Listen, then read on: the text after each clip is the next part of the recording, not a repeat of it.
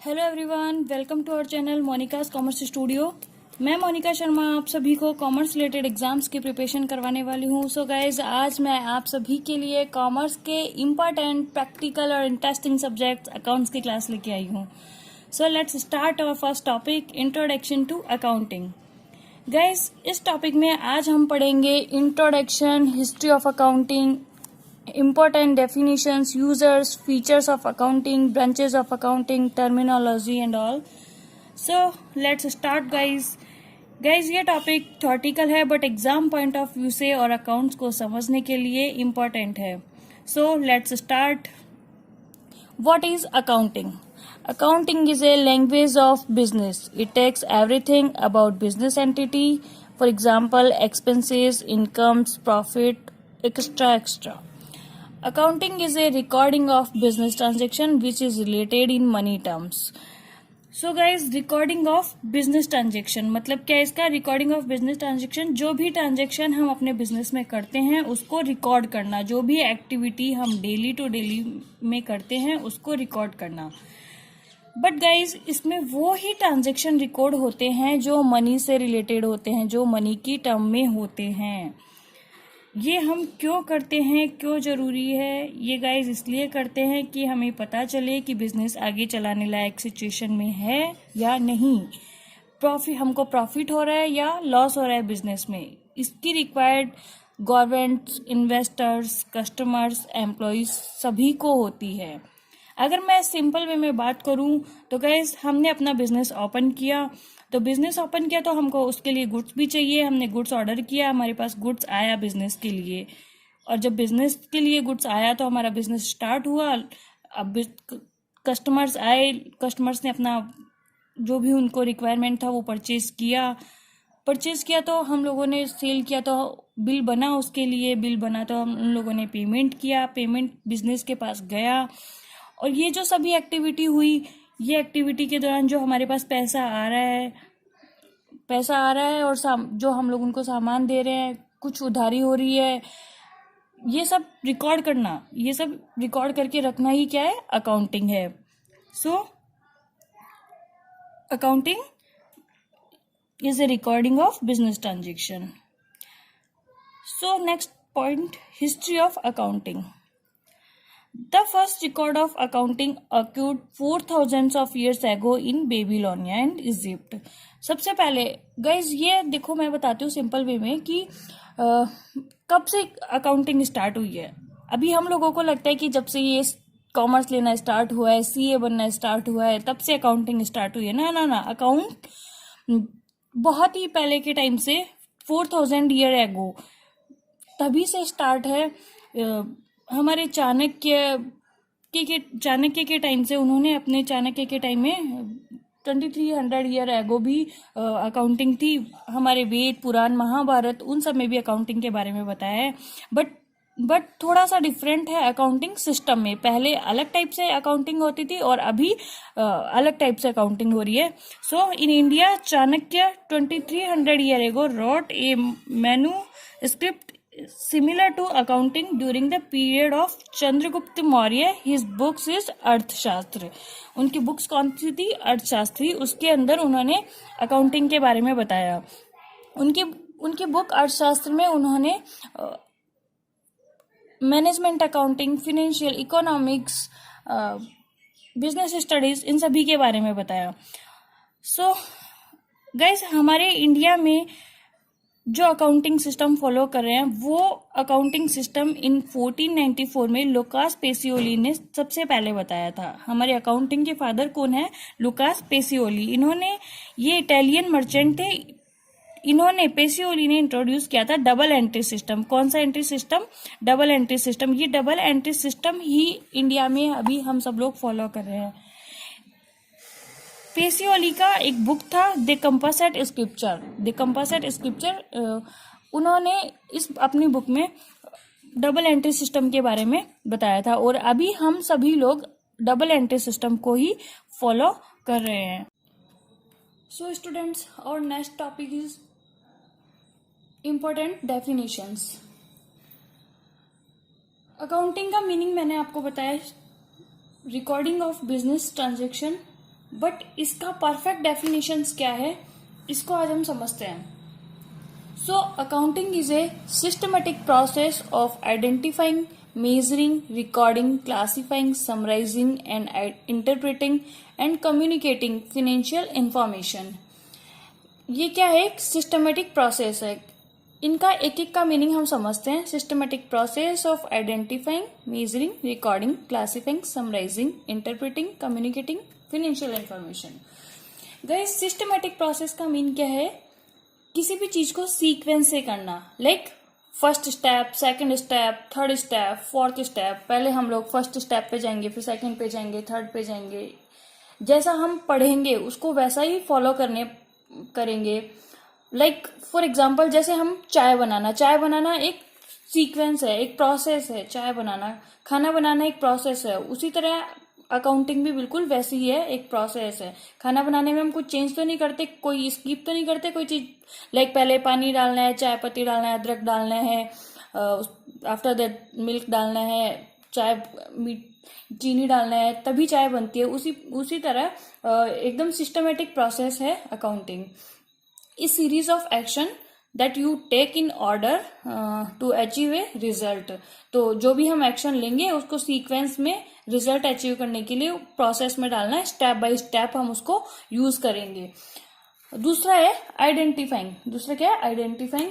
तो आइडेंटिफाइंग मतलब सिंपली पहचानना, कौन सा लेन देन बिजनेस से जुड़ा है और कौन सा जुड़ा हुआ नहीं है। इसको पहचानने के लिए कौन सा ट्रांजेक्शन को हम किस में रिकॉर्ड करेंगे। लाइक परचेज का परचेज बुक में करेंगे, सेल्स का सेल्स बुक में करेंगे। ये सब अपना ट्रांजेक्शन्स को रिकॉर्ड करने के लिए, पहचानने के लिए। फॉर एग्जांपल, जैसे हम बिजनेस के मालिक ने अपनी बेटी को गिफ्ट दिया, तो गिफ्ट दिया वो बिजनेस से रिलेटेड थोड़ी है, वो अपनी पर्सनल रिलेटेड है, तो उसको हम बिजनेस में रिकॉर्ड नहीं करेंगे। ठीक है, तो ऐसे किसी भी ट्रांजेक्शन को पहचानना। तीसरा है मेजरिंग। ठीक है, measuring, finding the value of transaction in money. मतलब हम इसको मनी के रूप में मेजर कर सकते हैं नहीं। जो मनी के रूप में है, जो ट्रांजेक्शन मनी से रिलेटेड है, उसी को हम लोग रिकॉर्ड करेंगे। जिनको मनी के रूप में मेजर नहीं किया था उनको हम रिकॉर्ड भी नहीं करते। कोई ब्लास्ट देके जा रहा है, उसको रिकॉर्ड करेंगे क्या? करेंगे या नहीं करेंगे? नहीं करेंगे। ठीक है, तो पहले हम लोग मनी से रिलेटेड ट्रांजेक्शन्स को ही रिकॉर्ड करते हैं। तो ये क्या है, मेजरिंग। रिकॉर्डिंग का मतलब जो ट्रांजेक्शन है उसको रिकॉर्ड करना, कोई भी ट्रांजेक्शन है उसको रिकॉर्ड करना। ये तीनों प्रोसेस करने के बाद हम क्या करेंगे, उसको रिकॉर्ड करेंगे। तो जो रिकॉर्डिंग तक का सिस्टम है उसको हम क्या बोलते हैं, बुक कीपिंग में आता है। बुक कीपिंग में क्या क्या आता है, अकाउंटिंग और बुक कीपिंग को लेके कभी कभी स्टूडेंट्स में कंफ्यूजन रहता है। सो गाइस, रिकॉर्डिंग ये यहाँ तक का प्रोसेस केवल बुक कीपिंग का होता है। इसके आगे जो चल रहा है वो कंटिन्यू अकाउंटिंग का होता है। नेक्स्ट है क्लासिफाइंग। क्लासिफाइंग मतलब सारे ट्रांजेक्शन एक ही बुक में रिकॉर्ड करेंगे तो मिक्स हो जाएगा। लाइक जो भी हमारा डेली का ट्रांजेक्शन है, अब ऐसा तो होता नहीं है कि एक ही ट्रांजेक्शन हो, बहुत सारे ट्रांजेक्शन होते हैं। तो बहुत सारे ट्रांजेक्शन्स को हमको डेली याद भी नहीं रहता, तो हम लोग उसको रिकॉर्ड करते हैं। तो वो जो डेली ट्रांजेक्शन्स होते हैं उनको हम एक ही बुक में अगर रिकॉर्ड करेंगे तो मिक्स हो जाएगा, हलवा बन जाएगा, कुछ समझ नहीं आएगा। सो इसके लिए हमको जो भी ट्रांजेक्शन है वो अलग अलग बुक रखेंगे। परचेज का परचेज बुक, सेल्स का sales book, purchase return book, sales return book. So ऐसे उनको अपने ट्रांजेक्शन को बुक से रिलेटेड बुक में लिख देंगे। ठीक है, फिर नेक्स्ट वाला है वेरीफाइंग। वेरीफाइंग, समराइजिंग, जो भी समराइजिंग, पूरे साल का लेखा जोखा छोटे रूप में रखना। ठीक है, समराइजिंग मतलब एक छोटा समरी बना के रखना। जैसे जब हम स्टोरी राइट करते थे बचपन में क्लास में, तो स्टोरी राइट करते थे तो लास्ट में क्या, मॉरल राइट करते थे, याद है? तो वो जो मॉरल राइट करते थे वो क्या था, समरी थी स्टोरी की। उसी तरह जब पूरे ये अकाउंटिंग करने के बाद लास्ट में थोड़ा समराइजिंग करना होता है। उसका होता है कि जिससे अपने को एक बार थोड़ा सा देखने में पता लग जाए कि हमारा अब जो बिजनेस है वो किस टाइप से कैसा चल रहा है। तो उसके लिए बिजनेस का बैलेंस शीट बनाते हैं हम लोग, जिससे बिजनेस की पोजीशन का पता चल जाता है कि कैसा बिजनेस है, क्या है, क्या इक्विटी है, क्या लाइबिलिटीज है, क्या एसेट्स है, ये सब उससे पता लग जाता है। तो वो समरी बन जाता है। अभी कोई बाहर से कोई इन्वेस्टर्स वगैरह, कोई अपना कस्टमर्स वगैरह कोई देखने लगता है तो वो पूरी अपनी अकाउंटिंग थोड़ी ना देखने बैठेगा, वो क्या देखेगा, ओनली समरी देखेगा। सो समराइजिंग। फिर उसका नेक्स्ट है interpreting and communicating. Guys accounting को इजी वे में रिकॉर्ड करना जिससे समझ में आ सके, हम लोगों को एकदम इजी वे में रिकॉर्ड करना, मतलब कि हमको भी समझ में आ सके, जो ऑनर है बिजनेसमैन है उसको भी समझ में आ सके, अदर्स जो कस्टमर्स इन्वेस्टर्स हैं वो भी हमारी अकाउंटिंग देखते हैं तो उनको भी हमारा समझ में आ सके, जिससे वो कंपेयर कर सके कि कौन सा बिजनेस बेटर है, कौन सा कंपनी, कौन सा सब कुछ बेटर है। आपको पता है हम लोग भी अभी कुछ परचेज करते हैं तो वो देखते हैं कि ये वाला बेटर है, ये बेटर, तो वो कंपेयर करने के लिए समझ में आ सके, उसमें टाइम ना लगे, समझ में इजी वे में समझ में आए, तो ऐसा हमको इंटरप्रेट करना है। ठीक है गाइज। सो कम्युनिकेटिंग और फाइनेंशियल इंफॉर्मेशन, जो फाइनेंस से रिलेटेड है, जो इन्फॉर्मेशन लेना चाहते हैं हम लोग फाइनेंस से रिलेटेड, तो वो financial information. So guys accounting is a systematic process of identifying, measuring, recording, classifying, summarizing, interpreting, communicating financial information. Understood guys. अब गाइज देखो इसको याद करने का प्रोसेस क्या है, इसको याद करने के लिए एक ट्रिक है, IMRCSAC, identifying, measuring, recording, classifying, summarizing, interpreting and communicating. ठीक है, अब हम बात करते हैं, देखो ये तो था हमारा सिंपल इजी वे में डेफिनेशन। एक American institute of certified public accountant ने भी डेफिनेशन दी है, वो है accounting is the art of recording. क्या है? आर्ट ऑफ रिकॉर्डिंग, रिकॉर्ड करने की आर्ट है। Classifying, summarizing in a significant manner and in terms of money transactions and events which are in part at least of financial character and interpreting the results thereof। तो ये वाली definitions किसकी है? 1940 में American institute of certified public accountants ने दी थी। ठीक है, तो ये भी हमको एक याद रखनी है। अब हम बात करते हैं गाइज यूजर्स की। यूजर्स कौन कौन होते हैं? तो गाइज हमारे यूजर्स होते हैं, users can be divided into 2 broad categories. कितने टाइप में? दो कैटेगरी में डिवाइड है, एक इंटरनल यूजर और एक एक्सटर्नल यूजर। इंटरनल यूजर जो हमारी बिजनेस से रिलेटेड होते हैं, जो हमारे बिजनेस के अंदर के होते हैं, जिनको हमारी अकाउंटिंग का पूरा नॉलेज होता है, वो हमारे इंटरनल यूजर्स होते हैं। ऑनर्स, मैनेजर्स, एम्प्लॉयज, एक्स्ट्रा ये सब क्या है?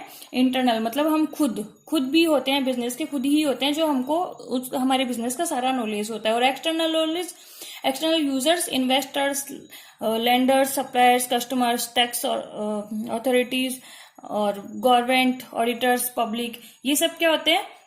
बाहर के लोग होते हैं, जिनको हम अपना केवल समरी दिखाते हैं, उनको पूरा हमारा अकाउंटिंग अंदर का प्रोसेस पता नहीं होता, तो ये सब एक्सटर्नल यूजर होता है। मतलब कि एक सिंपल वे में बोलूँ तो ये हमारे पड़ोसी हैं और ये हम खुद हैं। ये हमारा खुद का घर वाला जो हम घर में अंदर कैंडिडेट है वो है, और ये पड़ोसी है। अंडरस्टूड। तो अब हम बात करते हैं qualitative characteristics of accounting information. Qualitative क्या है? गुणात्मक फीचर्स क्या है हमारे अकाउंटिंग इंफॉर्मेशन के? रिलायबिलिटी, रेलेवेंस, अंडरस्टैंडेबिलिटी और कंपेरेबिलिटी। देखो रिलायबिलिटी, अकाउंटिंग की इंफॉर्मेशन में क्वालिटी होनी चाहिए, तभी हम अकाउंटिंग को देखेंगे। तो रिलायबिलिटी में क्या है? जिस पर हम खुद विश्वास कर सके। जैसे मेरे को विश्वास है कि मेरा वीडियो अच्छा लगेगा आप सब लोगों को, आप सब्सक्राइब करेंगे, तो ये अपने अंदर एक रिलायबिलिटी होनी चाहिए अपने बिजनेस को लेके, और दूसरे को भी अपने बिजनेस को, जो हमारे कस्टमर्स हैं वो हमारे बिजनेस को लेके रिलायबल हो सके। तो ऐसा हमारा रिलायबल बिजनेस होना चाहिए। रिलेवेंट का मतलब क्या? रिलेवेंट, जितना नीड है उतना ही हो, एक्स्ट्रा कुछ नहीं हो। रिलेवेंस का मतलब कि हम लोगों ने, जैसे मैंने पूछा आपसे अकाउंटिंग का मीन, और आपने अकाउंटिंग का मीन ना बता के मेरे को अकाउंटिंग का मीन, हिस्ट्री, ब्रांचेस, डेफिनेशंस और मतलब सब कुछ टोटली अकाउंटिंग का जो भी था, कॉन्सेप्ट्स, अकाउंटिंग स्टैंडर्ड, मतलब मैंने पूछा 2 नंबर का क्वेश्चन और आपने लिख दिया 10 नंबर का क्वेश्चन। तो वो जो एक्स्ट्रा इन्फॉर्मेशन दे रहे हो वो नहीं होना चाहिए, जितना नीड है उतना ही रिकॉर्ड होना चाहिए। तीसरा है अंडरस्टैंडेबिलिटी। अंडरस्टैंडेबिलिटी मतलब इन्फॉर्मेशन, जो भी हम इन्फॉर्मेशन रिकॉर्ड कर रहे हैं, जो भी हम फाइनल अकाउंट्स में, अकाउंटिंग में जो रिकॉर्ड कर रहे हैं, वो समझ में आने वाली होनी चाहिए। जो अदर पर्सन, जो एक्सटर्नल यूजर्स हैं, उनको भी समझ में आए, और जो हम लोग इंटरनल्स को भी समझ में आए, ऐसी इन्फॉर्मेशन राइट होनी चाहिए। फोर्थ है कंपेरेबिलिटी। कंपेरेबिलिटी मतलब इंफॉर्मेशन दूसरी कंपनी से कंपेयर करने लायक होनी चाहिए। ऐसा नहीं कि हमारा अपना कुछ भी मिक्स करके हम लोगों ने लिख दिया, हाँ ठीक है राइट हो गया, रिकॉर्ड कर दिया, बस फिनिश। नहीं, ऐसा इंफॉर्मेशन राइट करना है जो दूसरी कंपनी से कंपेरेबल लायक हो। अगर कोई दूसरा एक्सटर्नल्स आके अपनी अकाउंटिंग को देखते हैं तो वो उसको इजी वे में समझ में आए।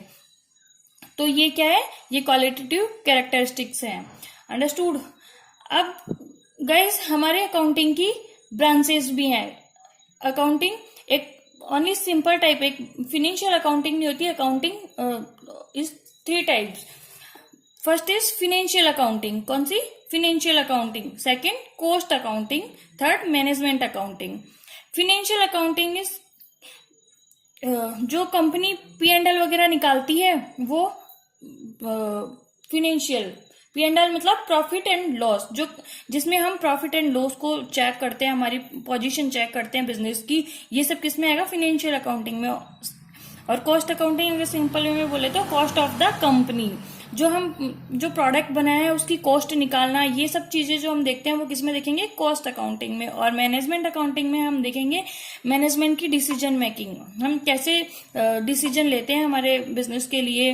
तो ये क्या करता है? डिसीजन मेकिंग में हेल्प करता है मैनेजमेंट अकाउंटिंग। इसमें हम डिसीजन मेकिंग को सीखते हैं।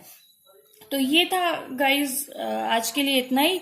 बाकी सब हम कॉन्सेप्ट्स वगैरह, अकाउंटिंग स्टैंडर्ड वगैरह, वो हम नेक्स्ट वीडियो में देखेंगे। So thank you so much guys. अगर वीडियो अच्छा लगा तो लाइक, शेयर और सब्सक्राइब करना बिल्कुल मत भूलना। Thank you, bye bye.